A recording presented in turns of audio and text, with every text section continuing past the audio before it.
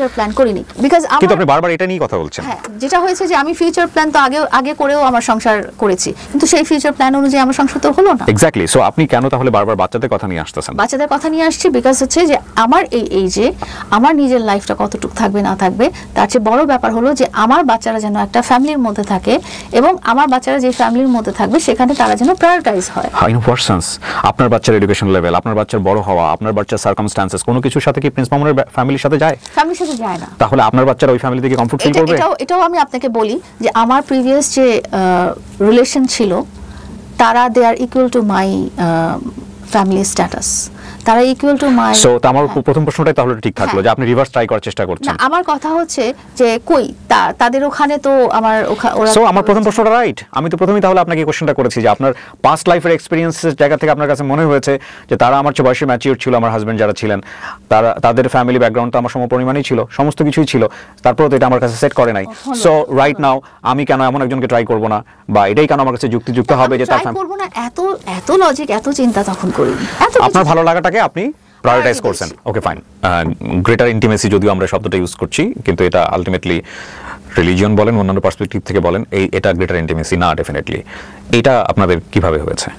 আচ্ছা, এটা হয়েছে এর মধ্যে আমি কিছুটা জিনিস শেয়ার করি যেটা আমাকে খুব আনস্টেবল করে দিয়েছিল। সেটা হচ্ছে যে ওদের কিছুদিন পর বাসা চেঞ্জ করতে হচ্ছিল, তো আমি তার মার কাছে জিজ্ঞেস করলাম যে হোয়াট ইজ দ্য রিজন, যে বাসা চেঞ্জ করতে হচ্ছে কেন? তো তখন বললো যে ওর তো অনেক শত্রু, আর লোকজন তো ওকে মেরে ফেলার জন্য বসেই আছে। হ্যাঁ, আমরা আসলে খুব মানে খারাপ সিচুয়েশনে থাকি, কখন ওকে কি করে ফেলে এটা সেটা। তো ততদিনে এটা একদম শেষের 2021-এর একদম শেষের দিকে, ততদিনে দেখা গেছে যে আমাদের দুজনের কথাবার্তা বা দেখা সাক্ষাৎ হচ্ছে। আমরা হয়তো সে কোনো কাজে যাচ্ছে তো আমি যাচ্ছি তার সাথে, বা আমি কোথাও যাচ্ছি সে আমার সাথে যাচ্ছে, এই ধরনের ব্যাপার। তো তখন আমি জিজ্ঞেস করলাম যে এটা কেন হচ্ছে। তো এটা কেন হচ্ছে, এই টাইমে কি হলো যে একবার তারা মানে খুব হিডেনলি বাসাটা চেঞ্জ করে ফেললো। ওই বাসা মানে আগে 3-4 বার বাসা চেঞ্জ করার পরে একটা টাইমে তারা খুব হিডেনলি বাসাটা চেঞ্জ করে ফেললো, এবং চেঞ্জ করে বললো যে ওর আম্মু ওকে নিয়ে আসলো আমার বাসায়। তখন আমার মা ওয়াজ নট দেয়ার। আমার মা ওয়াজ, যেটা বলেছিলাম যে আমার মা সিক ছিল, কোভিডে হয়েছিল, আক্রান্ত হয়েছিল। তো তারপরে উনি আমার বোনের বাসায় ছিল ট্রিটমেন্টের জন্য। ওই সময় আমি আর আমার বাচ্চারা এবং আমার কাজের লোকজন যারা ছিল। কফি নেবেন? ওকে ফাইন, হ্যাঁ বলেন। হ্যাঁ, তো তখন ওর আম্মু ওকে নিয়ে আসলো আপনার বাসায়? আমার বাসায়, হ্যাঁ। তো তখন আমার বাসায় নিয়ে আসলো, তখন কিন্তু আমরা মানে খুবই ভালো আমাদের মধ্যে আন্ডারস্ট্যান্ডিং। সত্যি কথা যে আপনি যেটা বলেন যে আমাদের মধ্যে ফর্মাল কোনো ইন্টিমেসি ভাবে, আপনার মা যখন ওনার মা যখন পরিচয় করিয়ে দিল ফিউচার হাজবেন্ড, আপনি কিছুটা ডিসকমফোর্ট ফিল করে চলে এসেছে। তার আরো অনেক পরে ঘটনা। তারপরে আপনার জায়গা থেকে কোনো ধরনের কোনো সে ছিল না যে লাইক তোমরা এই ধরনের কথাবার্তা বলো না, নাকি আপনি এটা মুখ বুঝে সহ্য করেছেন, নাকি আপনি এটা ওকে এনজয় করেছেন, বা আপনি এটা ওইখানে অতটুকুই শেষ? কারণ আমি এরপর আপনি এটা কন্টিনিউ করেন নাই? না, বাট তার সাথে আমার ইন্টিমেসি হয়েছে, তার সাথে আমার কথা হয়েছে। ইন্টিমেসি বলতে হচ্ছে যে দেখা হয়েছে, এরপরে দেখা হয়েছে, এবং আপনারা দুজন হাজবেন্ড ওয়াইফ হিসেবে মানে ফিউচার প্ল্যান করছিলেন? হ্যাঁ, তখন করছিলাম না। তখন যেটা হয়েছে যে তার সাথে আমি বাইরে গেছি, সে আমার সাথে বাইরে গেছে, বা বাচ্চাদেরকে আউটিং যেটাকে বলে করেছেন। হ্যাঁ, মানে বেড়াতে যাওয়ার জিনিস ছিল যে বাচ্চাদেরকে নিয়ে যখন আমি গেলাম কোথাও, শেফ টেবিলে গেলাম বা পার্কে গেলাম, এই ইউনিভার্সিটি শেফ টেবিল, হ্যাঁ। তো এরকম যাওয়া আসা হচ্ছে, দেখা সাক্ষাৎ হচ্ছে, সে আমার বাসায় তখন আসতেছে। University chef table is public place, ওখানে তো ultimately it's not personal space বড়কম কোনো কিছু। সো আমি একটু জানতে চাচ্ছি যে আপনাদের মধ্যে এরকম একটা সম্পর্কের সূত্রপাত কিভাবে আসলে, লাইক আপনাদের মধ্যে যখন একটা কোনো কমিটমেন্ট আপনি বলতেছেন ছিল না, ফ্যামিলি বলতেছে আপনাকে ফিউচার ওয়াইফ হিসেবে দেখতে চায়, এবং আপনি সেটার কোনো প্রতিবাদ করেন নাই, এবং তারপরে আপনার কাছে মনে হচ্ছে fine, you are okay with that, আপনার কাছে একটা কমফোর্ট জোন লাগছে, এবং আপনি মামুনকে হাজবেন্ড হিসেবে চিন্তা করা শুরু করেছেন মেন্টালি? তখনও না। তখন যেটা হয়েছে যে গুড ফ্যামিলি ফ্রেন্ড বলতে যেটা বোঝায় না, যে একজন খুব ভরসার জায়গা, যদি কিছু হয় যে বাচ্চাদেরকে স্কুলে নিয়ে গেলাম, আমি হয়তো কোনো কারণে অফিস থেকে তাদেরকে পিক করতে আনতে পারলাম না, তখন ওকে বললাম যে তুমি একটু যেও তো কাজের লোকজনের সাথে, ওদেরকে বাসায় নিয়ে এসো। তো এই ধরনের, হ্যাঁ আচ্ছা, ও করতো এটা। তো মানে খুব ফ্যামিলি ওরিয়েন্টেড ব্যাপারটাই ছিল। আপনি ওকে জিজ্ঞেস করেন নাই যে তুমি আমাকে কেন বিয়ে করতে চাও? হ্যাঁ, আমাকে আমাকে তার সবচেয়ে ইম্পর্টেন্ট মনে হয়। ব্যাস হয়ে গেল, একটা লাইন এনাফ। কিন্তু আপনার ক্ষেত্রে তো অনেকগুলো কোশ্চেন আসার কথা। আমার ক্ষেত্রে অনেকগুলো কোশ্চেন আসার কথা, হচ্ছে সবচেয়ে বড় কথা হচ্ছে যে আমার বাচ্চাদেরকে সে আদর করে, তার ফ্যামিলি আদর করে, এবং আমার বাচ্চারাও তাকে খুব পছন্দ করে। আর আপনি হয়তো এই জিনিসটা জানেন, আপনি যখন জানেন যে স্পেশাল চাইল্ড যারা, তারা যখন একজনকে খুব পছন্দ করে ফেলে, তো তাকে না দেখলে তারা খুব অস্থির হয়ে যায়, বা একটা ইন্টারভেলে তার সাথে যদি দেখা না হয়, তারা এই ব্যাপারটাকে খুব মিস করতে। বিয়ন্ড দ্যাট তারপরেও কিছু প্রশ্ন থাকে। Beyond that husband and wife যখন একটা সম্পর্ক তৈরি হবে, পুরো পৃথিবী সাইড করে দিয়ে হাজব্যান্ড অ্যান্ড ওয়াইফেরই কিছু ব্যাপার থাকে, সেই জায়গাগুলো কি আপনাদের কাছে ক্লিয়ার ছিল? সেই জায়গাগুলো পরবর্তীতে ক্লিয়ার হয়েছে। মানে আপনি তখন তাকে কোনো প্রশ্ন করেন নাই যে তুমি আমাকে কেন বিয়ে করতে চাও? তোমাকে মানে আপনার কথা যদি সত্য ধরে নেই, হ্যাঁ, তোমাকে আমার পছন্দ, তোমাকে আমার সবকিছু দিক দিয়ে পছন্দ, তুমি আমাকে বুঝতে পারো। তার কথা হচ্ছে যে আমি তাকে একবার আস্ক করেছিলাম যে why me, হ্যাঁ, why me, because because you have a past, because you are double as than I was not good looking, I was not. You are good looking, mashallah, everybody is good. না, যেটা বলছি যে অতটুকু ছেলের কাছে যদি আপনি বলেন যে সে টিনেজার, তাহলে তো তার কাছে তো 12-13 বছরের বাচ্চাদেরকে পছন্দ হয় না। Not like this, not like this. Why me? But I felt যে সে হয়তো অনেকে আছে না যে সিনিয়রদের কাছে কমফোর্টেবল ফিল করে, মাদার ফিগারের মতো খুঁজতে চায় সামথিং। তো ও যেটা বলতো যে ও খুব সিকিউর ফিল করে, ওর সারা দুনিয়া উল্টাপাল্টা হয়ে গেলেও সে আমার কাছে হি ফিল সিকিউর, হি ফিলস যে এই একটা জায়গা আছে যেখানে আমি হাজার যদি দোষ করেও যাই, যা করেও যাই, যদি আমি এখানে যে সারেন্ডার করি, তাহলে সে আমাকে সেভ করবে। আর আপনার জায়গা থেকে এটা অ্যাকসেপ্টেন্স ছিল যে ঠিক আছে, আমার জুনিয়র হলেও সমস্যা নাই, আমি ওকে হাজবেন্ড হিসেবে ভবিষ্যতে ট্রিট করতে পারি। Okay fine. বিয়ের কথাটা ঠিকঠাক হচ্ছে, তার আগেই আপনাদের এক ধরনের ইন্টিমেসি হয়েছে, যেটা বৈবাহিক সম্পর্কে পারমিটেবল, আদারওয়াইজ পারমিটেবল না। আপনি ইন্টিমেসির কথা বলছেন, রাইট? এটা আমি যদি আপনাকে খুব ক্লিয়ারলি বলি, বিকজ এখানে তো আমার একটা মামলার ব্যাপার চলে এসেছে। ও 2022-এর জানুয়ারির 1-2-3 এরকম একটা তারিখে ওর আম্মু ওকে আমাদের বাসায় নিয়ে আসছিল। প্রতিবারই কি আম্মু দিয়েছে? তো ও কি রাস্তাঘাট চিনতো না? না, ওর আম্মু নিয়ে এসেছিল এই কারণে যে কিছু দিনের জন্য নিয়ে এসেছিল। Okay fine. যে ওর একটা সমস্যা হচ্ছে তোমার বাসায় থাকো, এবং সেই সময় না শুধু ও একা থাকতো না, সামটাইমস ওর আম্মু থাকতো, সামটাইমস ওর বোন থাকতো, সামটাইমস ওর ভাবি থাকতো। কি সমস্যা?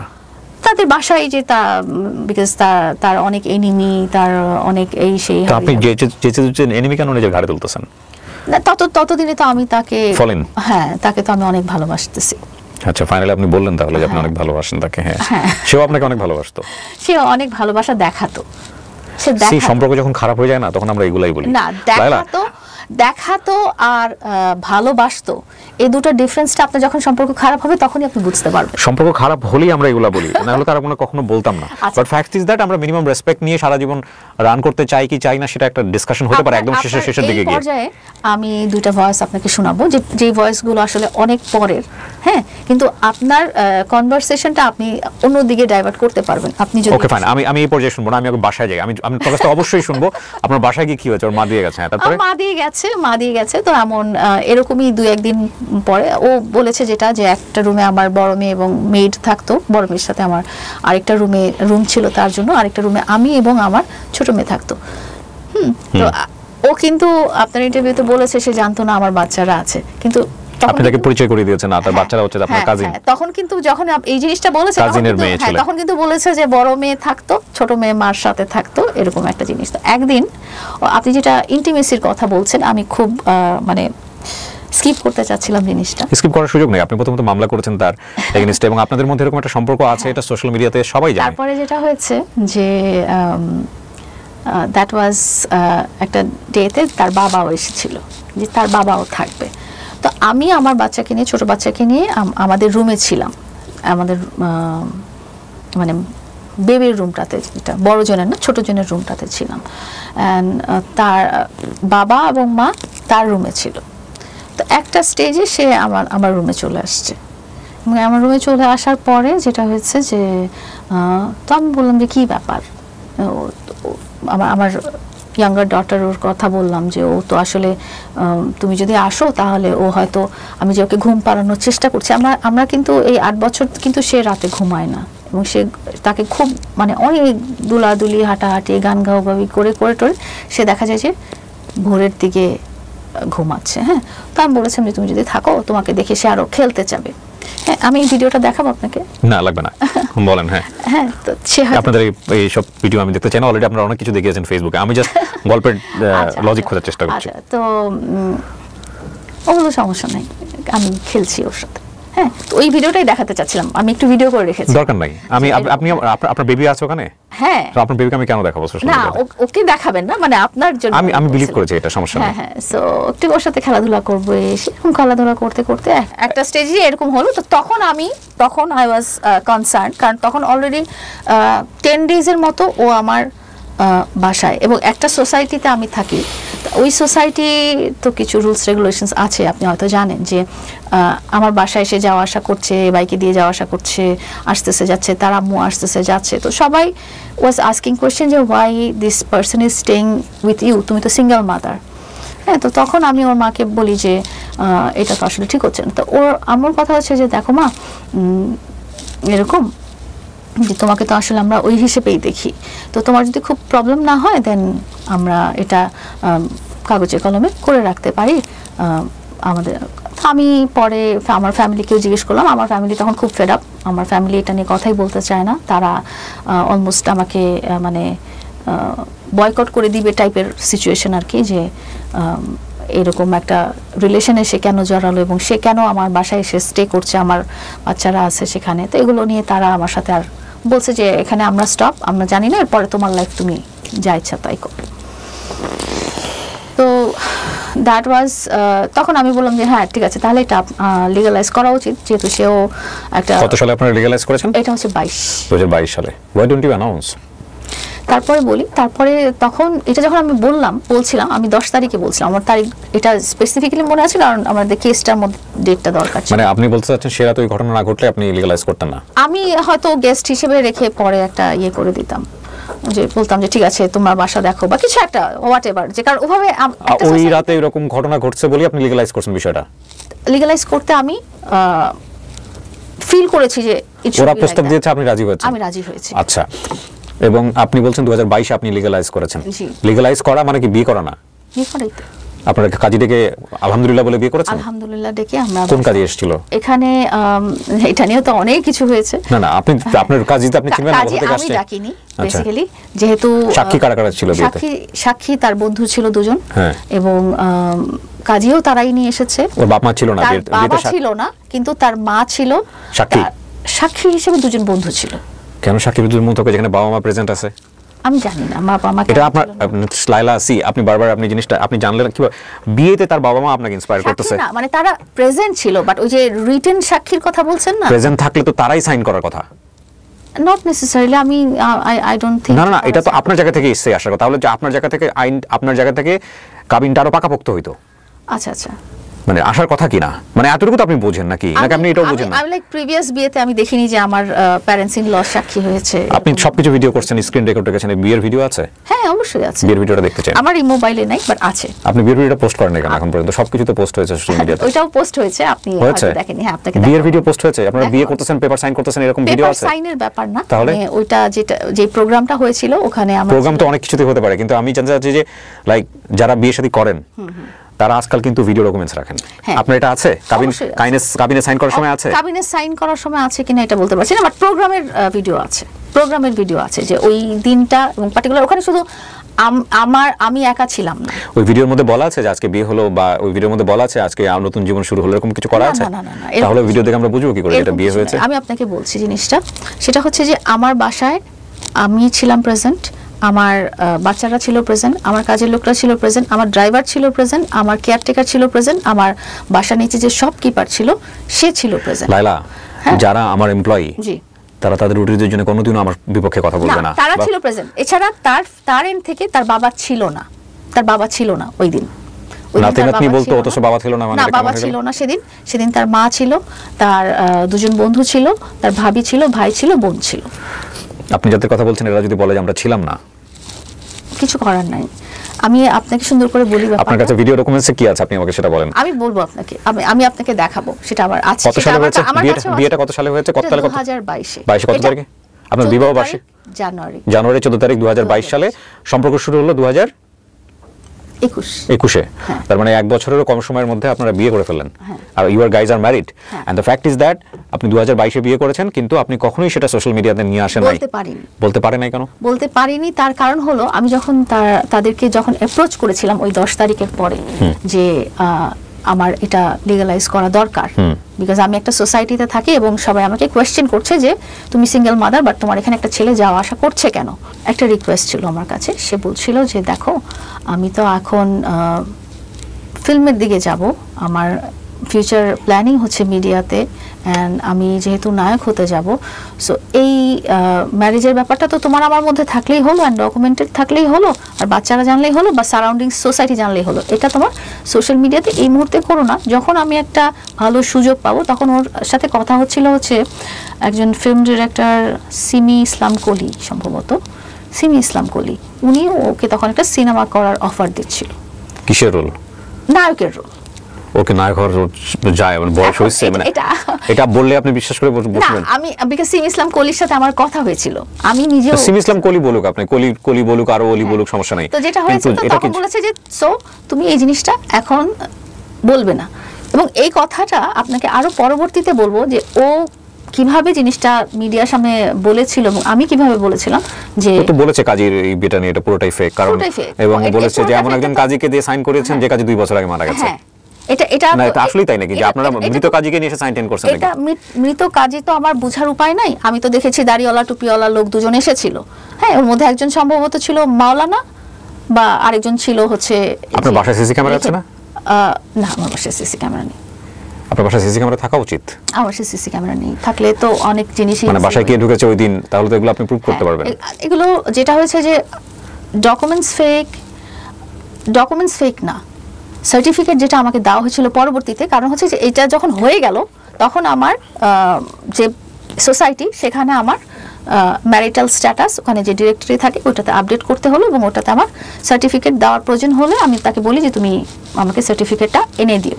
ওই কাজী নিয়ে আসছে সার্টিফিকেট, কাজীটাকে নিয়ে আসছে, ও নিয়ে আসছে ওদের পরিবার থেকে কাজী নিয়ে আসছে।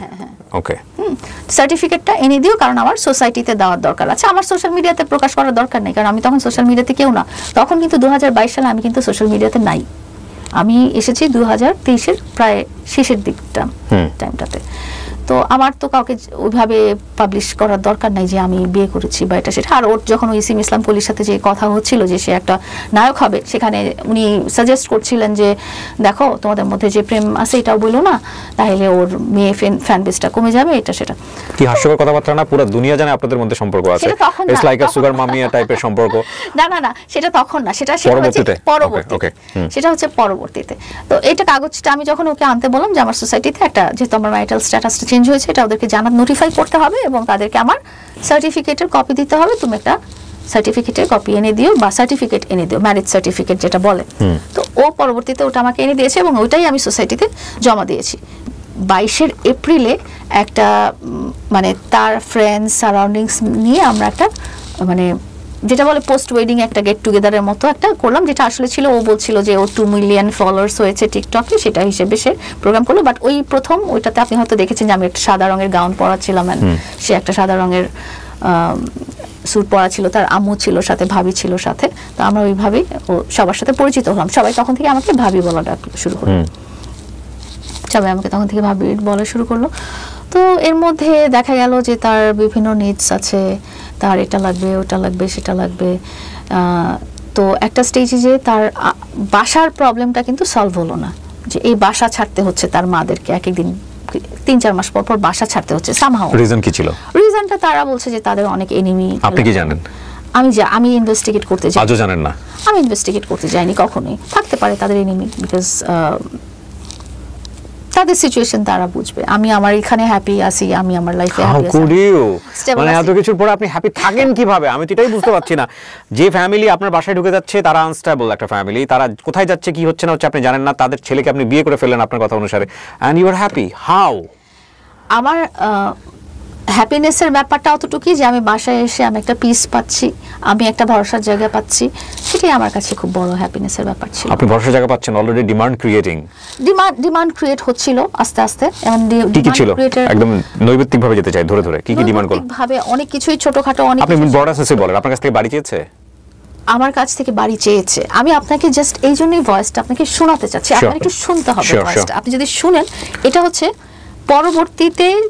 পরবর্তী অনেক অনেক অনেক টাইম। একটু সমস্যা হচ্ছে কি, মানে আমি ইউটিউবে এই কারো পার্সোনাল কল এক্সপোজ করতে পারবো না, তাহলে এটা আলটিমেটলি রাইট করে দিবে। আপনি যদি শুনেন, তাহলে আপনি যদি মনে করেন যে এটা কি কোথাও প্রকাশ পেয়েছে এই ভয়েস কলটা? হ্যাঁ, এটা এই কল তো সবাই জানে। তাহলে আপনি কি সংক্ষিপ্ত করে বলতে পারেন? করা হলো, হ্যাঁ। এবং যখন আমি, এটা আপনাদের পার্সোনাল কনভারসেশন? এটা তার ভয়েস ছিল, আমাকে দেওয়া হয়েছিল ইনস্টাগ্রামে, সে আমাকে ভয়েস দিয়েছিল। সে তখন ছিল না, সে তখন ওই যে পুলিশের এইসব ইসের ভিতরে, সে তখন ওই মোমেন্টে আমার বাসায় কিছুদিন ছিল না। আচ্ছা। কিন্তু তখন তার ডিমান্ড হচ্ছিল যে তার গ্রামে বাড়ি হয়ে গেছে, সে এখন হি ওয়ান্টস মাই হাউস। এটা কাকে দিয়েছে সে? এটা আপনি শুনেন না। কাকে দিয়েছে? আমাকে দিয়েছে। আপনাকে দিয়েছে? আমাকে দিয়েছে। আপনার বাড়ি চাই সে? আপনি, তার কথা হচ্ছে বাড়ি, হ্যাঁ তার কথা হচ্ছে বাড়ি। কিন্তু কখন আমি রিয়েলাইজ করলাম যে এটা আমার ট্র্যাপ ছিল, এই ভয়েসটা শোনার পরে আমি রিয়েলাইজ করলাম যে এটা আসলে। কত সালে পেয়েছেন আপনি? কত সালে পেয়েছেন এটা? এটা হচ্ছে 2023-এ, যখন আপনি তাকে পুলিশে ধরিয়ে দিয়েছেন। যখন আমি পুলিশে ধরিয়ে দিয়ে। তার আগে আপনি তার নামে কোনো মামলা করেছেন? এটা আপনি পেয়েছেন কিভাবে? আপনি এটা পেয়েছি, সে ভয়েস দিয়েছে আমাকে। আপনাকে দিয়েছে? সে ভয়েস দিয়েছে, এটা তারও পরে। এটা কি আপনার তাদের তখন আপনার সম্পর্কটা খুব খারাপ হয়ে গেছে এরকম সিচুয়েশনে? না, তার নামে যখন আমি মামলা করেছি, আমি জানিও না যে এটা মামলা, আমি জাস্ট একটা অভিযোগ দিয়ে এসেছি। লাইলা, এখন কথা হচ্ছে কি, সিচুয়েশন খারাপ হলে আমরা অনেক সময় অনেক কথা বলি। যেমন রাইট নাও আমাকে যেটা বলে গেল প্রিন্স, সেটা হচ্ছে যে আপনি তার কাছ থেকে দুটো জিনিস চান, যদিও কোনো ভয়েস সে শোনায় না আমাকে। না, আমি বলি দুটো জিনিস কখন চেয়েছি সেটাও আমি বলে দিই। মানে আপনি চেয়েছেন? আমি দুটো জিনিস চেয়েছি। একটা হচ্ছে 90 লাখ টাকা রিটার্ন চেয়েছেন, আর একটা হচ্ছে আপনি রিলেশনশিপ নরমাল করতে চেয়েছি। রাইট। সো তাহলে আপনি মামলা তুলে নেবেন, মানে মূল কথা হচ্ছে এটাও কিন্তু অনেক পরে। সো ওটাও তো অনেক পরে এসেছে। তো প্রথমে ও কিন্তু বিয়ে করার আগে আপনাকে বলে নাই যে আমার বাড়ি চাই বা গাড়ি চাই, এগুলো বলে নাই। সিচুয়েশন খারাপ অবস্থায় বলছে। সিচুয়েশন খারাপ অবস্থার কথা বাদ দেন, আপনি আমাকে জাস্ট একটু বলেন যে ধাপে ধাপে কোথায় গেলেন আপনারা, যে বিয়ের পরে আপনারা তো একসঙ্গে থাকেননি, ঠিক আছে? হ্যাঁ, একই বাসায় থাকতেন, কিন্তু দুনিয়া কি জানতো যে আপনারা হাজবেন্ড ওয়াইফ না? দুনিয়া জানতো আমরা একসাথে থাকি। দুনিয়া জানতো আমরা একসাথে থাকি। In what sense? কিভাবে থাকেন? দুনিয়া জানতো, যেটা বললাম যে আমার সোসাইটি তো জানে আমরা হাজবেন্ড ওয়াইফ, কারণ আমি তো সার্টিফিকেট জমা দিয়েছি, আমার ম্যারিটাল স্ট্যাটাস চেঞ্জ করেছি। সোসাইটি কার কাছে? Society army authority. আর্মি অথরিটির কাছে? আর্মি থেকে আপনাকে কেমন জমা দিতে হবে? আপনি তো আর্মি অথরিটির সাথে নাই।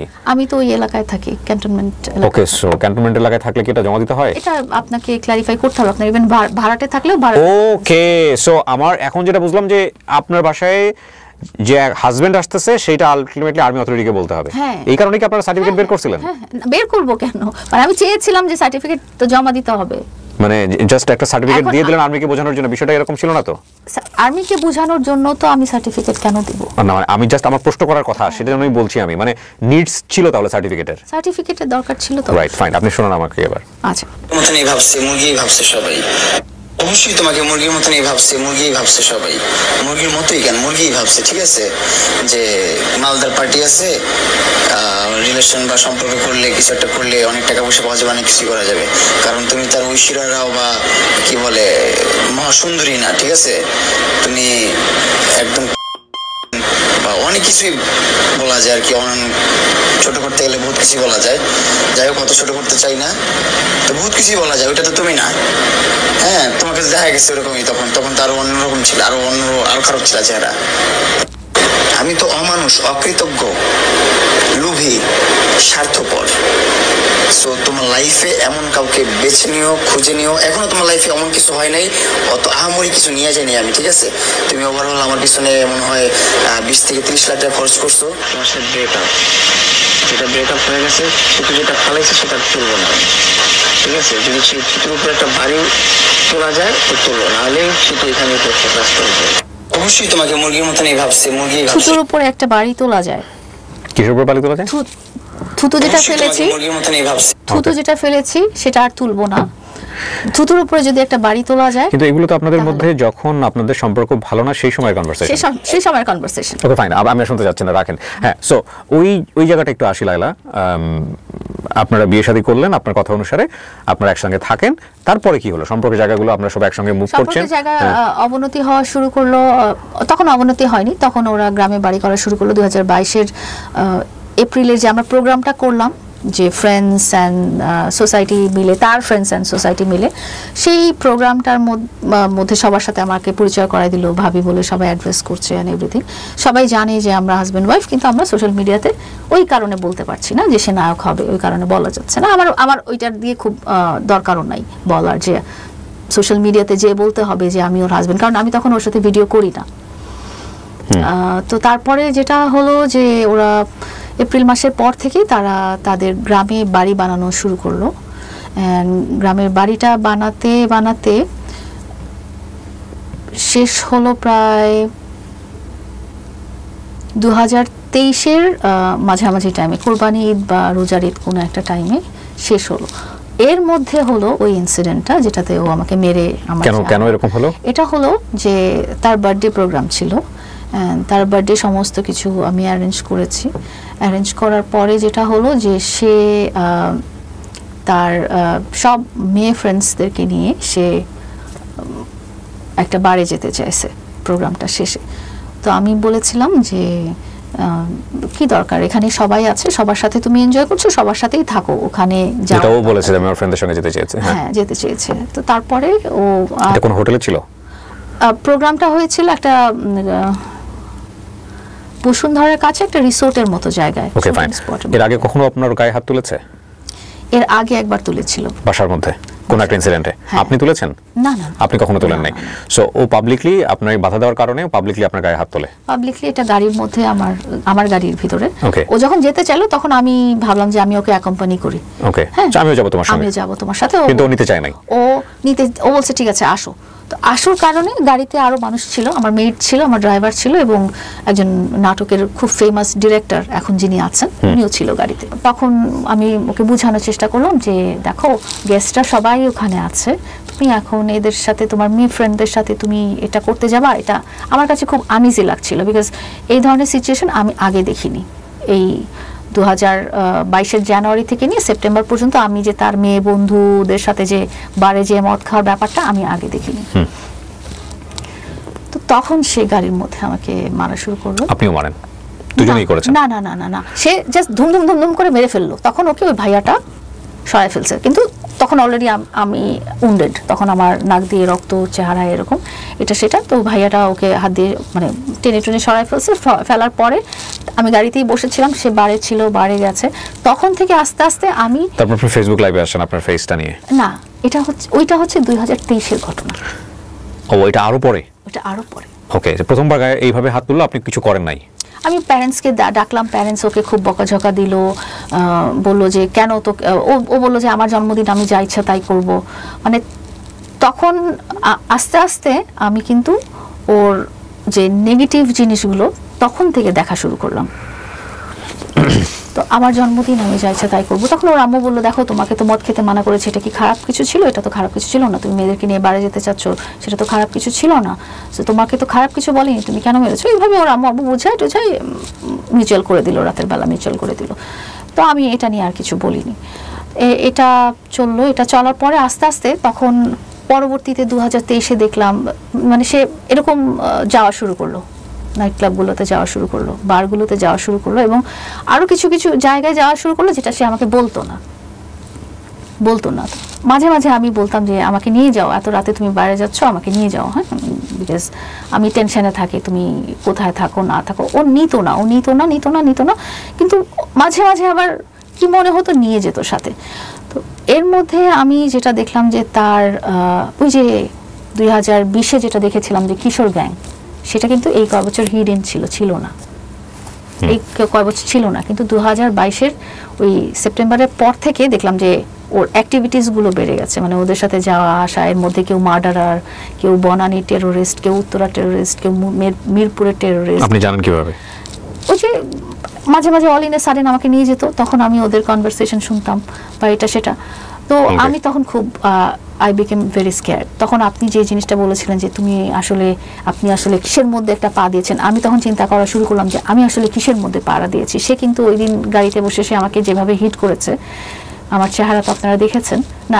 আপনি দেখেননি এই ছবিটা? এটা কি দেখাবো আপনাকে? না, দরকার নেই। আমি পরবর্তীতে যেটা লাইভ করেছেন সেটাই বলতে চাচ্ছি। হ্যাঁ, তো এটা হওয়ার পর থেকে তখন আমি দেখতে পারলাম যে তার অ্যাক্টিভিটিস, নেগেটিভ অ্যাক্টিভিটিস গুলো ওই সেপ্টেম্বর থেকে শুরু করলো এবং তখন তার ডিমান্ড অনেক বেড়ে গেল যে তুমি আমাকে বাড়ি দিতে হবে, এই বাড়িটা দিতে হবে, এই বাড়িটা দিতে হবে। বাড়ি আসলে কয়টা আপনার? আমি একটা ফ্ল্যাটেই থাকি, বাট ওটা আমার বাবা মার বাড়ি। ও বাড়ি চাই কিভাবে? ও বাড়ি চাই এটাতে যে একদিন তার আম্মু আসলো, মানে একদিনের দরকার নেই, মানে বাড়ি দেওয়ার মতো কি সামর্থ্য আছে আপনার এবং সেটা কেউ জানে? না না না না, তার কথা হচ্ছে যে আমার ঢাকায় নিজের একটা বাড়ি লাগবে, নিজের একটা বাড়ি লাগবে। সেটার চাহিদাটা কিন্তু আসছে তার আম্মুর কাছ থেকে।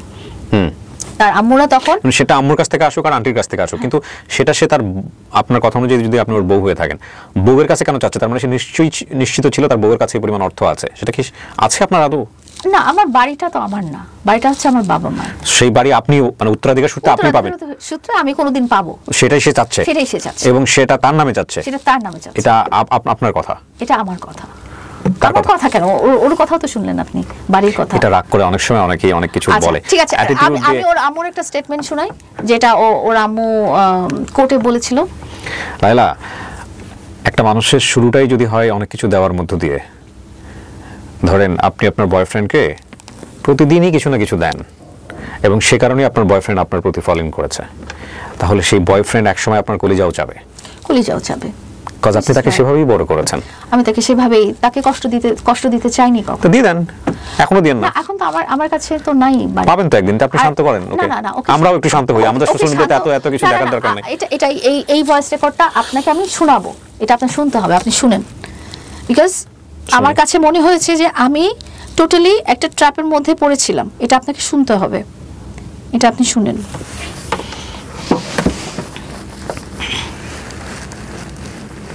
আপনি সম্প্রচার করবেন কি? না, অফ কোর্স আপনি আমি আজকে সবচেয়ে বৃহত্তম ভিডিও তৈরি করব, জনগণ দেখুক আর না দেখুক, আমি করব এবং আমি প্রচার করব। হ্যাঁ, টেনশনের কোনো কারণ নেই। শুনছেন সবাই যে মামুন বাড়ি চাইছে, বাড়িটা চাওয়ার উদ্দেশ্য কি? তুই আমার ঢাকা শহর একটা 10তলা বাড়ি কিনে দে, তাহলে ওই বাড়ির ভাড়া উড়ায় আমার বাপ মা খাইবো, আর তোরা আমি কেতকুলি তলে লইলে আঁকু, এখনই আগে কেতকুলি তলে লিয়া, তা কেতকুলি তলে লইলে তোর আঁকু, আমার এই বাড়িটা করে দিও, এক গাদা বাড়ি রেজিস্ট্রি করে দিবি, এক গাদা তোর রেজিস্ট্রি করবো। আপনারা শুনছেন সবাই। এই কারণে তখন আমার আই ফেল যে এটা তো উনি পাবলিকলি আসছে বলেছেন, বলেছেন। তো আমি কখন বুঝতে পারলাম ডকুমেন্টটা ফেক, সেটা হচ্ছে 2023 কোন ডকুমেন্ট? ম্যারেজ ডকুমেন্টটা ফেক। ও, এটা ফেক?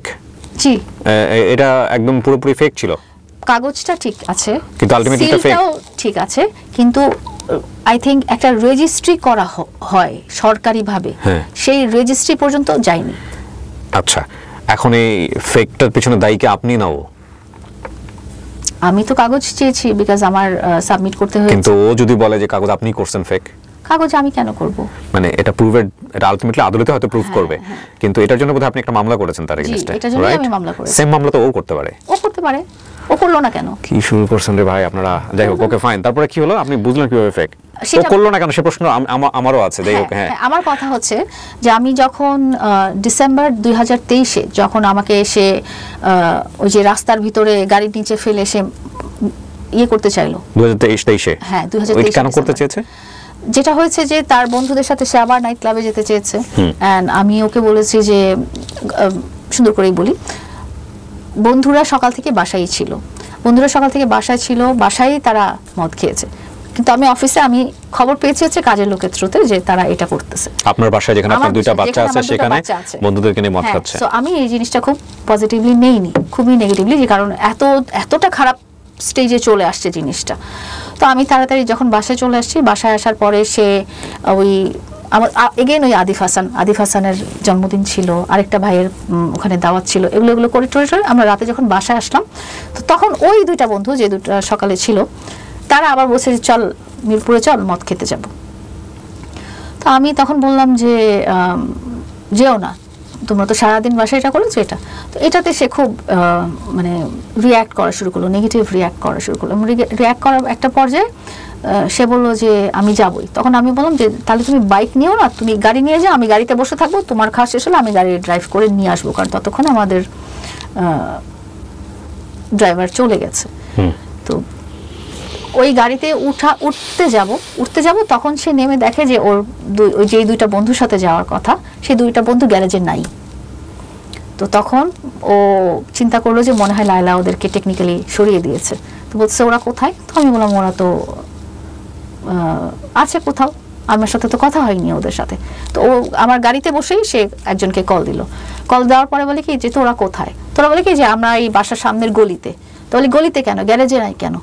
তো ওই বন্ধুটা বলে বসলো কি যে লায়লার ভয়ে গ্যারেজে আসি নাই, যদি লায়লা রাগ করে। এবং এই কথাটা শেষ না হওয়া মাত্রই সে আমাকে হিট করে এবং হিট করতে করতে করতে করতে সে ইয়েতে নিয়ে যায়, মানে যেটা বলে ফ্লাইওভারের নিচে ডিএইচএস এর পাশে একটা বাইপাস রোড, সেখানে। বাসা থেকে? হ্যাঁ, বাসা থেকে হিট করতে করতে আপনাকে ওখানে নিয়ে গেছে? কিভাবে বাসা থেকে বের করলো কিভাবে? গাড়িতে তো তখন আমি। আচ্ছা। এবং তার মোবাইল দিয়ে এমন ভাবে মেরেছে যে তার 13 Pro Max ভেঙে গেছে, মানে এমন এত জোরে হিট করেছে।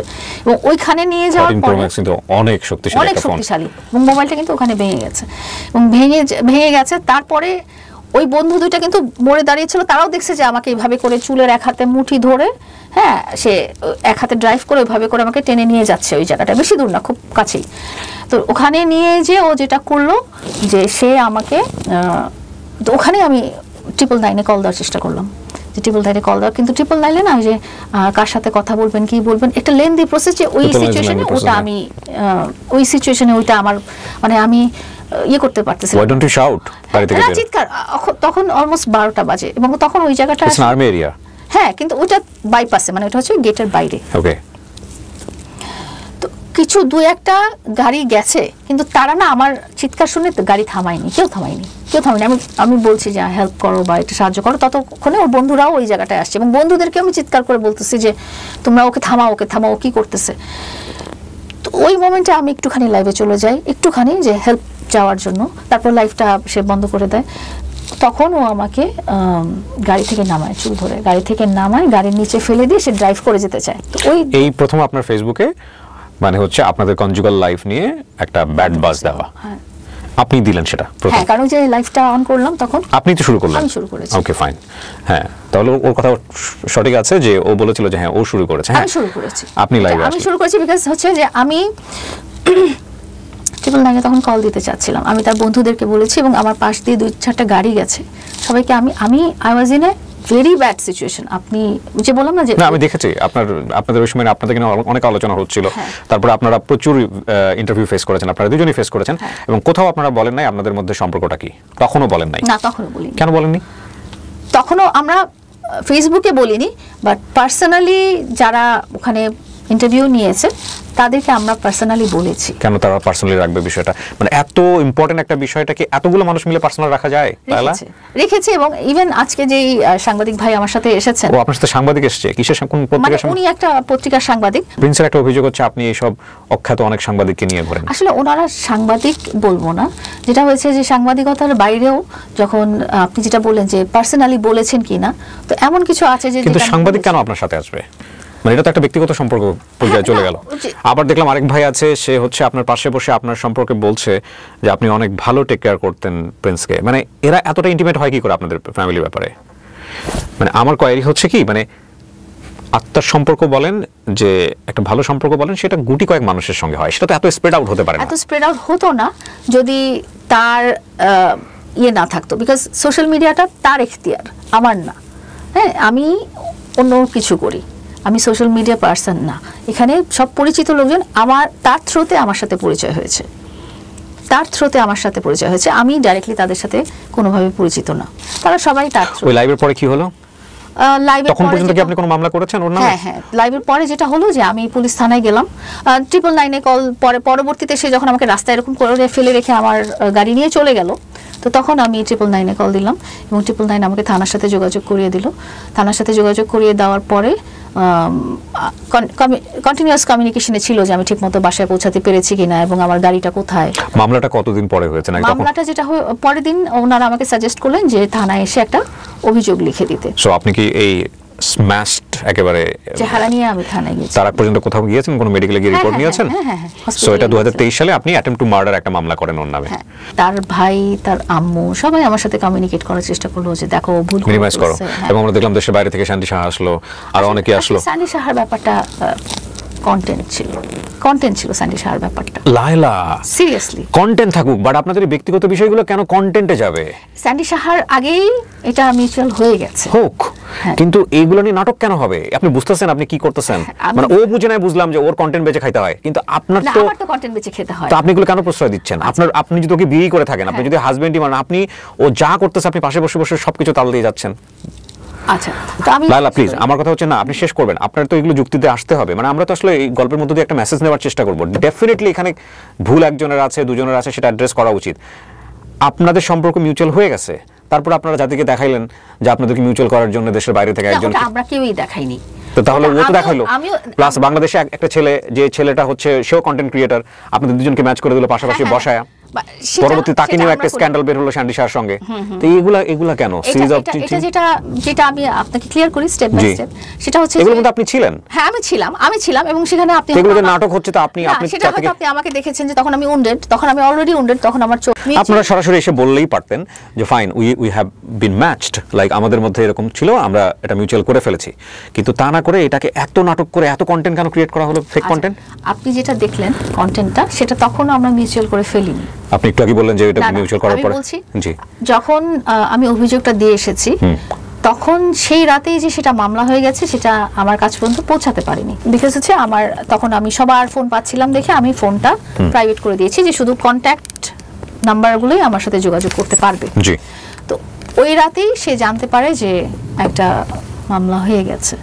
হ্যাঁ, তো একটা মামলা হয়ে গেছে এবং একটা মামলা হয়ে যাওয়ার পরে তখনই সে কমিউনিকেশন শুরু করে এবং ওই ভাইকে দিয়ে কমিউনিকেশন শুরু করে। তার আম্মু আব্বু চলে আসে, তার আম্মু আব্বু যোগাযোগ করে, আমাকে বোঝানোর চেষ্টা করে যে না এরকম ঠিক আছে, ঠিক হবে, ওর মাথা গরম। ওই যেটা ওর আম্মু বলেছে যে দুজনই ঝগড়া করে, দুজনেরই মাথা গরম, এটা সেটা আমি কোনোভাবেই তখন করব না। শেষ পর্যন্ত যেটা আপনারা কন্টেন্ট দেখলেন, তখনও আমরা একসাথে এক বাসায় থাকা শুরু করি না। সে তার ওইখানে, তার মানে ওরা আপনাদেরকে মিলমিশ করে দিয়েছে? না, ওরা আমাদেরকে মিলমিশ করেনি। ওরা ওখানে, ও ওই ভাইয়ের বাসায় রয়ে গেছে, আমি আমার বাসাতেই রয়ে গেছি। তখন সামহাও যখন সে একটা টাইমে রিয়েলাইজ করছিল যে মামলাটা আসলে উঠানো দরকার, ওর আম্মু ওকে নিয়ে আসছে, নিয়ে এসে বলছে যে তুমি কি দরকার, ওগুলো ঠিকঠাক করে ফেলো, মামলা তুলে ফেলো। হ্যাঁ, তো আমি তো তখন খুবই অ্যানয়েড, এবং সেই মামলা করতে যেয়েই কিন্তু জিনিসটা ধরা পড়েছে যে আমার যে বিয়ের একটা সার্টিফিকেট আছে সেটা আসলে ফেক। কিভাবে বুঝলেন আপনি? সেটা হচ্ছে যে আমি যখন অভিযোগ লিখতে যাই তো তখন আমি বলেছিলাম যে আমার স্বামী আমাকে এরকম করছে। তো আমাদেরকে তো সবাই মোটামুটি তখন চিনে গেছে। বলছে আপনারা তো কোনোদিন স্বামী হাজব্যান্ড ওয়াইফ এরকম কোনোদিন বলেন না। আমি বললাম যে না, আমরা আসলে প্রকাশ করি না, বাট আমাদের উই হ্যাভ ভ্যালিড ডকুমেন্টস। তো ভ্যালিড ডকুমেন্টস আমাদেরকে দেখান। তো ওখানে তখন যিনি ওসি ছিলেন উনি সামহাও জিনিসটা বিলিভ করতেছেন না। উনি বলেন যে আমি করব, ক্ল্যারিফাই করব জিনিসটা, মানে চেক করব। হ্যাঁ, আমি চেক করব জিনিসটা। তো উনি পরে চেক করে উনি বললেন যে কথাটাই বললেন যে এখানে যে কাজীর স্বাক্ষরটা আছে সেই কাজী 2 বছর আগে মারা গেছেন এবং কাগজটা ঠিক আছে কিন্তু রেজিস্ট্রি হয়নি। সরকারি রেজিস্ট্রি বলতে মনে হয় কোনো একটা ব্যাপার আছে। ডেফিনেটলি এটা আইন অনুযায়ী বিয়ে হয় না। সো এটা হয়নি, এটা ফেক। আপনি হাজবেন্ড ওয়াইফ তো লেখার দরকার নেই, আপনি এটা লিখতে পারেন না। তার আপনি কি লিখলেন? আমরা ওটা লিখলাম যে পরিচয়ের সূত্র অনুসারে বিয়ের কথাবার্তা পাকা হওয়াতে উনি আমাদের বাসায় এসে উঠেন পরবর্তীতে, এইভাবেই তখনই আমার একদম একটা বড় একটা হলো যে এটা কি, এটা প্লাস অ্যাটেম্পট টু মার্ডার একটা মামলা। হ্যাঁ, তো মিউচুয়াল হলো কিভাবে? তারপরে মা বলল যে তাতে কি হয়েছে, তোমরা তো দোয়া পড়ে হয়েছো, হ্যাঁ করে নেওয়া যাবে রেজিস্ট্রি, এটা তো কোনো ব্যাপার না, যে কোনো কারণে ভুলভাল হয়ে গেছে, আমরা তো আসলে বুঝি নাই, ও আসলে বুঝি নাই, তুমি তো জানো ও তোমাকে কত ভালোবাসে, তুমিও ওকে অনেক ভালোবাসো, এই ধরনের ব্যাপার করে বলে যে এটা তো কোনো ব্যাপার না, কাগজ তো কোনো ব্যাপার না, এমন অনেক আমাদের বিয়ের তো কোনো কাগজই নাই। তখন আমরা মিউচুয়াল, তখন ওদের আব্বু আম্মু নিয়ে আসলো, আমরা নর্মাল খাচ্ছি দাচ্ছি ঘুমাচ্ছি টিভি দেখছি নর্মাল। তো তখনও মামলার চার্জশিট হয়নি ওর এগেনস্টে এবং কিছুই হয়নি, ওকে কেউ ওয়ারেন্টও জারি হয়নি, কোনো চার্জশিট হয়নি, কোনো ইনভেস্টিগেশন হয়নি, আমার বাসায় কোনো পুলিশ আসেনি, কিছুই হয়নি।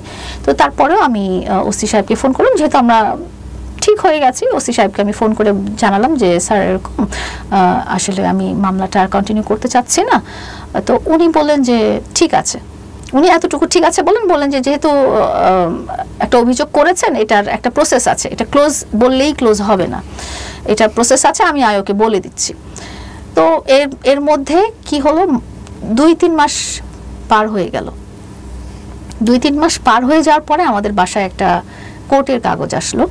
তো সেখানে দেখা গেল যে তাকে ইয়ে করে, কি জানি বলে, তাকে আসামি করে একটা মামলা দায়ের হয়েছে এবং ওইটা অমুক তারিখে হাজিরা আছে।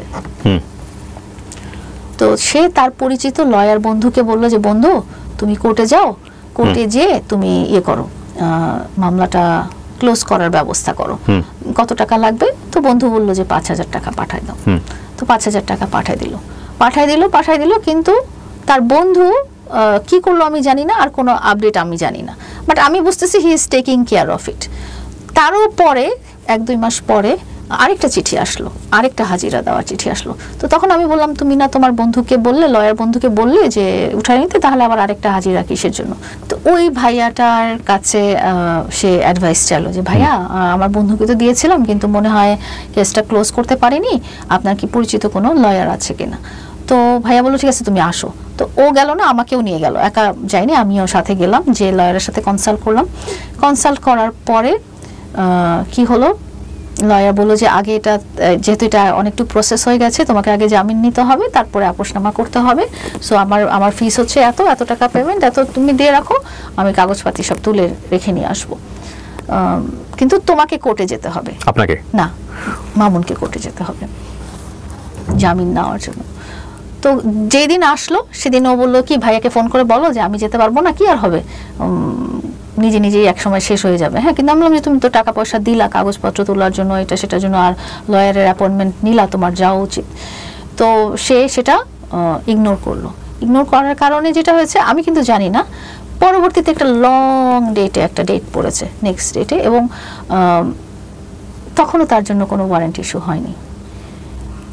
তো এর মাঝখানে কি হলো,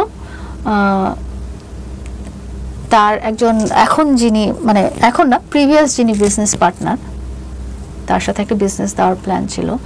তো তখন অলরেডি দেখা গেছে যে কে এই partner, male or female? Female না, মেল বিজনেস পার্টনার। সো আমাদের বাসায় উনি এসেছিলেন। আমাদের বাসায় আসার কারণে না, কিন্তু আমার একটা প্রশ্ন আপনি এড়িয়ে গেছেন অথবা ভুলে গেছেন অ্যানসার করতে, সেটা হচ্ছে যে আপনাদের মিউচুয়াল করে দিল কি শান্ডি সাহা? না। তাহলে ওরা কেন ক্রেডিট নিল? শান্ডি সাহা প্লাস হচ্ছে যে আরো একটা বাংলাদেশি একটা যে ছেলে কন্টেন্ট ক্রিয়েটর, ওটা এসেছে, ওরা জাস্ট একটা গল্প, বাট তারাও অনেক পরে আমাদের মিউচুয়াল হয়েছে।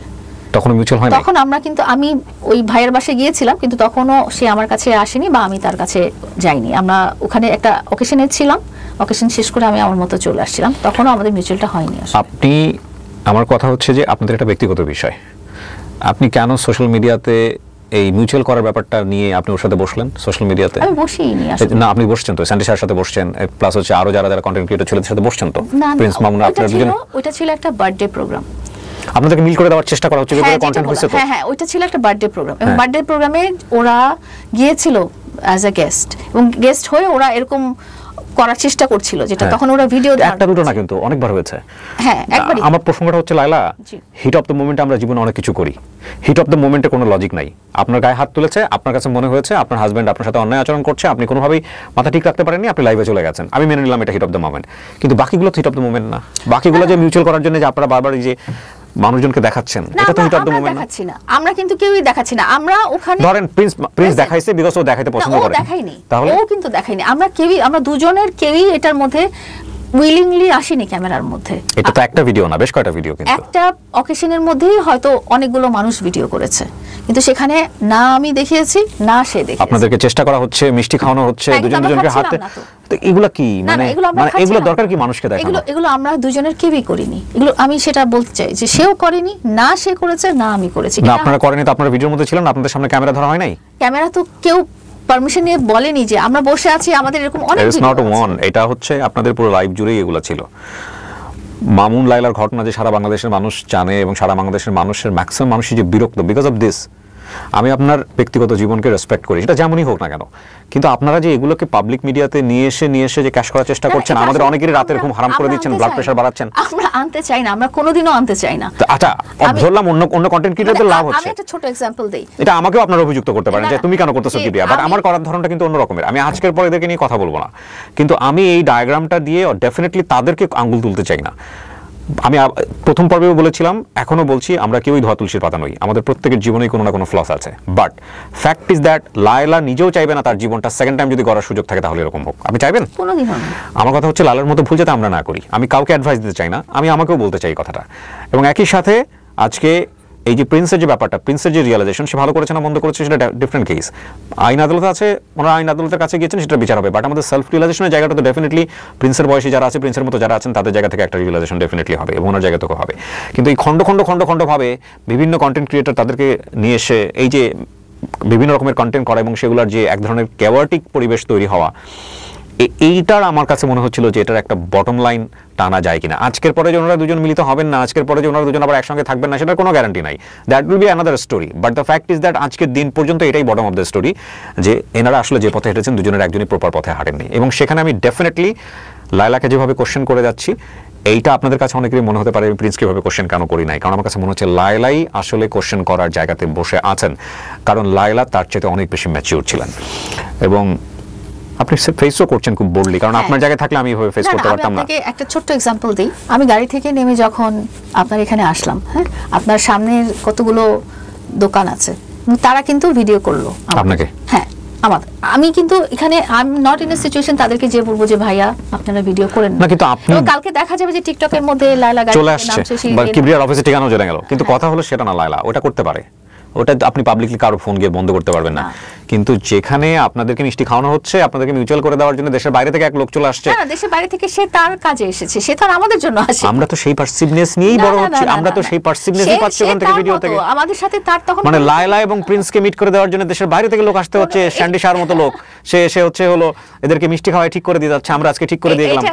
তারপরে তাকে নিয়ে আবার আরেকটা স্ক্যান্ডাল বের হচ্ছে, সেখানে স্যান্ডি শাহ আবার বলতেছেন আমি তোকে ভালোবেসেছিলাম, আবার বাংলাদেশের এক ছেলে সে তবা করে একটা বিশ্রী অবস্থা, প্রিন্স লায়লা থেকে শুরু হয়েছে, চলে যাচ্ছে অন্যদিকে। এখন মানুষজন তো দিন শেষে ভালো থাকতে চায়, আমরা রাতের বেলা এগুলো দেখতে দেখতে আমাদের সবার মাথা খারাপ। আই লাইক শামীমকে চিনবেন আপনারা, শামীম আহমেদ। আমি কিছুদিন আগে ওরা ইন্টারভিউ করেছেন নেক্সাসে, ও সম্ভবত বরিশালের ভাষায় অথবা নোয়াখালীর ভাষায় কন্টেন্ট মানে কিছুদিন আগে দেখলাম যে দুজনকে নিয়ে কথা বলছে। I really like this man. So আসলে আমরা কিন্তু খুব আপনাদের দেখতে দেখতে আমাদের ব্লাড প্রেশার বেড়ে যাচ্ছে। এখন কথা হলো যে লায়লা, আপনি একদম বটম লাইন বলেন, আপনি কি এরপরে তার সাথে মিউচুয়াল করছেন এই ঘটনার পরে, গায়ে হাত তুলে দেওয়ার পরে? করছেন। কেন করলেন? ওই যে বললাম, মা বাবা আসলো, মা বাবা এসে আবার বুঝালো, বুঝায় বললো যে এরকম সব সংসারেই হয়, তোমার আব্বু আমাকে অনেক মারে, একটা মেরে বলে 10টা মারছি, তো তোমরা এটা ঠিক করে ফেলো, মামলাটা তুলে ফেলো। ততদিন আপনার রিয়েলাইজেশন কি, আপনার কি লাইভ করাটা ঠিক ছিল? তখন আমি যদি ওই স্টেজে, আমি যদি 999 কল না দিতাম, লোকজন আমাকে বলতো 999 বাদ, আপনি জাস্ট লাইভের কথা, লোকজন আমাকে বলতো যে তুমি 999 কল দাও নাই কেন। তখন যদি আমি খুব খারাপ সিচুয়েশন, আরো বেশি খারাপ সিচুয়েশনে পড়তাম, লোকজন বলতো তুমি সোশ্যাল মিডিয়ার লোক হয়ে তুমি কেন লাইভটা অন করো নাই। তারপর আপনি স্বীকার করছেন আপনি সোশ্যাল মিডিয়ার লোক? তখন তো ছিলাম, তখন তো হয়ে গেছেন অলরেডি। না, কিন্তু সেটা আপনি আরো পরেও জানাইতে পারতেন। কিন্তু এই অবস্থায় মানে আপনি রাইট মনে করছেন কিনা ওই জায়গাটা? ঠিক আছে, এখন পর্যন্ত আপনি আজকের দিনে মনে করেন ঠিক কাজ করেছেন। হয়েছে কি যে হাইপ অফ মোমেন্টে, যেটা আপনি যেটা বললেন, hit of the moment, hit of the মোমেন্টে যেটা হওয়া, সেটা হিট অফ দ্য মোমেন্ট। আপনি হয়তো কখনো এরকম সিচুয়েশনে পড়েন নাই যে কেউ আপনাকে মেরে ফেলতে চাচ্ছে, এবং সবচেয়ে কাছের মানুষটা, ভালোবাসার মানুষটা একটা হিংস্র চেহারা, যে চেহারাটা আপনি আগে কখনো এত বেশি দেখেন নাই। ওকে, দ্যাট ওয়াজ রিয়েলি ডিফারেন্ট। তবুও আমি বলবো হিট অফ দ্য মোমেন্টে জীবনে সব কাজ করেন না, কারণ আপনারা একটা কথা বলি, সোশ্যাল মিডিয়াতে কোনো জিনিস ছাড়া হচ্ছে বন্দুকের গুলির মতো, এটা ছেড়ে দিয়েছেন, এটা কখনো ব্যাক করবে না, বিলিভ মি, এটা কখনো ব্যাক করবে না। আপনি জীবনে কোনোদিন আর সুস্থ জীবনে যেতে পারবেন না যদি, আমি কিবরিয়া আমার 18-19 বছরের ক্যারিয়ারের অভিজ্ঞতার জায়গা থেকে বলতেছি আপনাদেরকে, আপনি যাই হন জীবনে, যেটাই হন, আপনি যদি কালকে থেকে ধরেন আজকে আপনি একটা দুর্ঘটনা ঘটেছে আপনার লাইফে এবং এটা আপনার ভুলের কারণে সোশ্যাল মিডিয়াতে এসছে, তারপরের দিন থেকে আপনি দুনিয়ার সব পাপ আল্লাহ আপনাকে ক্ষমা করে দিয়েছেন, আল্লাহ আমাদেরকে ক্ষমা করে দিক, কিন্তু এই দুনিয়ার মানুষ আপনাকে ক্ষমা করবে না। আপনি যত ভালো হয়ে যান না কেন, পূত পবিত্র মানুষ হয়ে যান না কেন, আপনার জীবনে ছোট্ট ছোট্ট ছোট্ট একটা ভুলে অনেক মানুষ আপনার ওই অতীত নিয়ে খোঁটা দেবে এবং আপনাকে বারবার মনে করা দিতে চাইবে।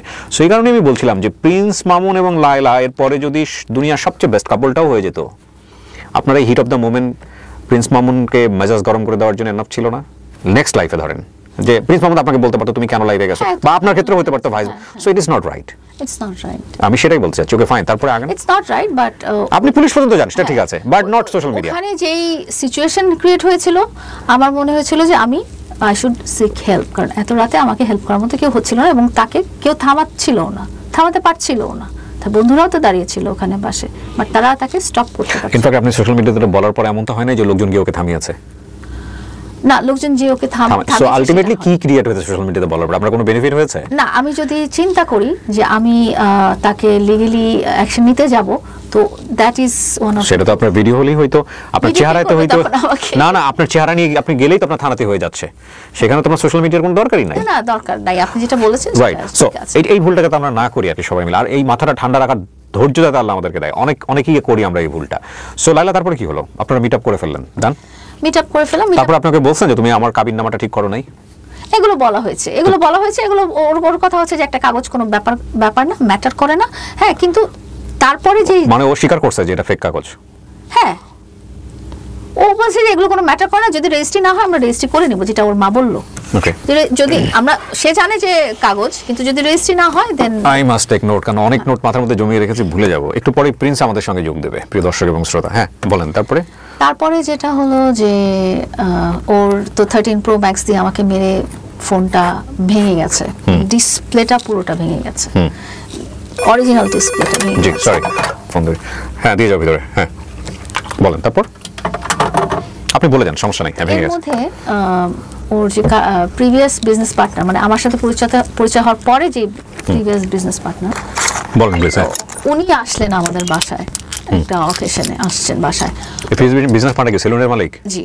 ওকে, তো আপনি তাকে বলেছিলেন বা তাদের পুরো কমিউনিটি নিয়ে বলেছিলেন আমি বা এরকম কোন একটা সাথে? সেটা অনেক পরের ঘটনা। তার আগে থেকে হচ্ছে যে ওনাকে আমি চিনি, যে ভাইয়াটার কথা আমি বলছি, আমি প্রথম থেকেই চিনি, যে কারণ হচ্ছে ওনার পার্লারে আমি যেতাম। হ্যাঁ, উনি আমার বেশি পরিচিত হচ্ছে। তো উনি বাসায় আসেন, বাসায় আসার পরে মামুন যেটা বললো সেটা হচ্ছে যে ভাইয়া আমার না ফোনটা ভেঙে গেছে, হ্যাঁ তুমি আমাকে একটা 15 Pro Max গিফট করো। ওর কাছে তো গিফট চাওয়া পাওয়া খুব নর্মাল একটা ব্যাপার। কেন? সেটা তো আপনার লাইভে এসে বলেছে যে কেন, আমি জানি না, আপনি বলেন। আমার কথা হচ্ছে 15 Pro Max এর দাম 3 লাখ টাকা মিনিমাম। হ্যাঁ, আমাকে একটা 15 Pro Max গিফট করো, এবং ইন্টারেস্ট ছাড়া কেন গিফট করবে, সে এটা বলেছে। হ্যাঁ, এবং ওই ভাইয়াও ওই মোমেন্টে বলছে যে ঠিক আছে, ভাইয়াও বলছে ঠিক আছে, সেলুনের ওনার। হ্যাঁ, উনি বলছে ঠিক আছে। এবং পরের দিন আমি যখন অফিসে যাই, তখন আমি জানতে পারি কল দিয়ে যে সে খেয়েছে কিনা, লাঞ্চ করেছে কিনা, কাজের লোক বাসায় থাকতো। হ্যাঁ, তো বাসায় থাকতো। বাসায় কাজের লোকজনদের কাছে জানতে চেয়েছি যে ও কোথায় খাওয়া দাওয়া করেছে কিনা, তো তখন ওরা বললো ভাইয়া বাসায় নাই, বাইরে গেছে। তো আমি পরে তাকে ফোন করলাম যে তুমি কোথায়, তো তখন সে বলল যে সে যমুনা ফিউচার পার্কে ওই ভাইয়াটা তাকে ফোন কিনে দিচ্ছে। ওকে, তো আমি বললাম তুমি একা গেলে কেন, তোমাকে ফোন কিনে দিচ্ছে, তুমি আমাকে নিয়েও তো যেতে পারতে, তুমি একা কেন গেলে? কেন আপনার যেতে হবে বললাম আর জাস্ট বলার জন্য। ওকে, বলা। হ্যাঁ, তো